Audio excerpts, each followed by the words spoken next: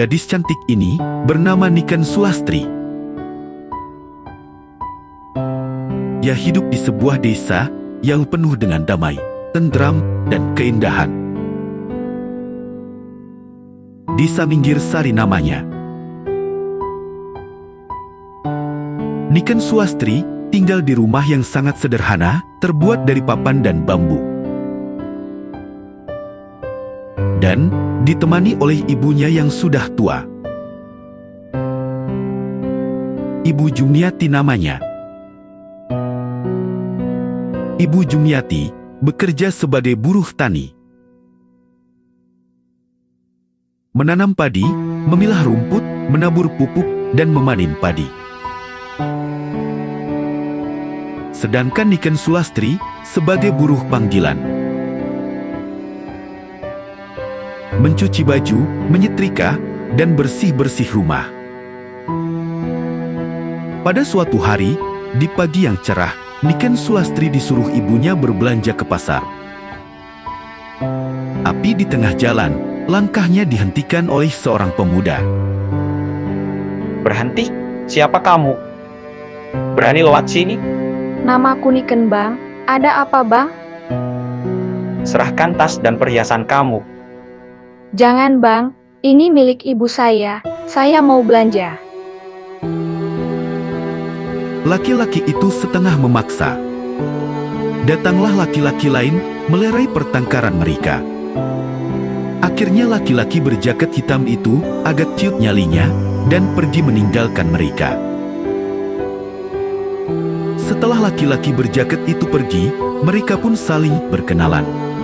Siapa nama kamu dan mau kemana? Namaku Niken Sulastri, Bang.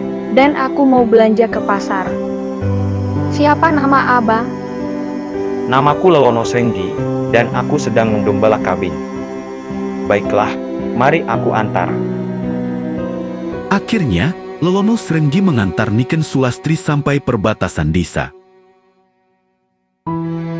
Singkat cerita, sesampainya di rumah, Lelono Srenggi terus kepikiran dengan Niken Sulastri.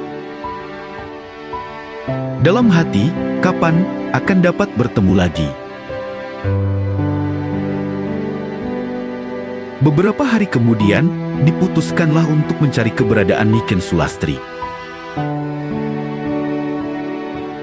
Berangkatlah Lelono Srenggi dalam pencarian itu.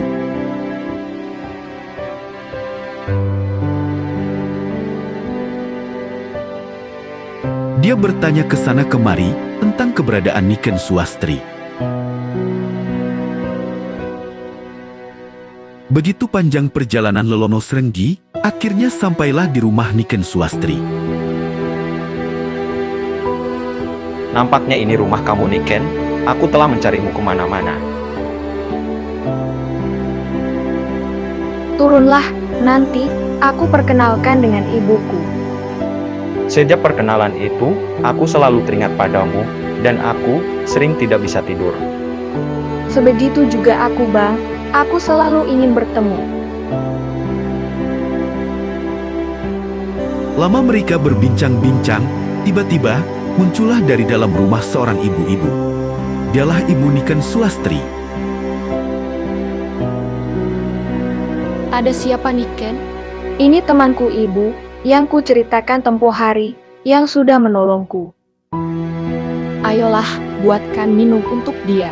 Baiklah, Ibu. Nilam Sulastri pun masuk rumah dan membuatkan minum untuk Lelono Srenggi. Lama mereka berbincang-bincang, saling mengenalkan satu sama yang lainnya. Setelah menghabiskan minumannya, Lelono Srenggi kemudian berpamitan pulang.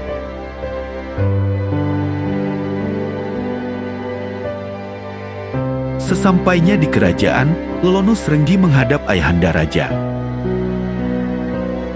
Lelono Srenggi menghadap Ayahanda. Kemana saja kamu selama ini? Ananda sedang berkelana, mencari pengalaman hidup Ayahanda. Ada keperluan apakah gerangan menghadap? Lalu Lelono Srenggi menceritakan semuanya pada Ayahanda Raja tentang Niken Sulastri. Dan dia ingin meminangnya. Sang Baginda Raja lalu memanggil Panglima Kertoyekti. Panglima Kertoyekti, kemarilah. Siap menerima perintah Baginda. Siapkan beberapa pengawal dan perlengkapan lamaran. Aku akan melamar seorang putri untuk anakku Lelono-Senggi. Siap Baginda Raja. Akhirnya, berangkatlah Baginda Raja dan rombongan pengawal beserta Panglima menuju rumah Niken Sulastri untuk melamar. Tibalah rombongan kerajaan itu di rumah Niken Sulastri. Lalu, sang raja bertanya, Maaf ibu, apa benar ini rumah Niken Sulastri? Iya benar. Kisana siapa? Dan ada keperluan apa? Kisana kemari. Kami rombongan dari kerajaan, tujuan kami untuk melamar putri ibu, untuk anak kami Lelono-Senggi. Sudikah ibu menerima lamaran kami? Tentu saja, nanti aku pertanyakan pada putriku. Akhirnya, mereka pun berembuk bertiga, dan Niken Sulastri pun menyetujuinya dan menerima lamaran sang raja. Singkat cerita, mereka berdua dengan kereta kuda istana diboyonglah ke kerajaan. Sesampainya di kerajaan, Niken Sulastri bertemu kembali dengan Lelono-Senggi. Berbahagialah mereka berdua. Sementara raja dan permaisuri berembuk mencari hari baik dan waktu yang tepat untuk menikahkan mereka. Selang beberapa hari, Lelono-Senggi dan Niken Sulastri pun menikah. Upacara pernikahan dilakukan secara mewah dan sakral di dalam keraton. Baginda Raja mengundang para punggawa, negeri tetangga, bahkan rakyat jelata dalam upacara pernikahan putranya tersebut. Pemirsa, cukup sekian dari kami dan terima kasih atas perhatiannya. Semoga terhibur. Wassalam.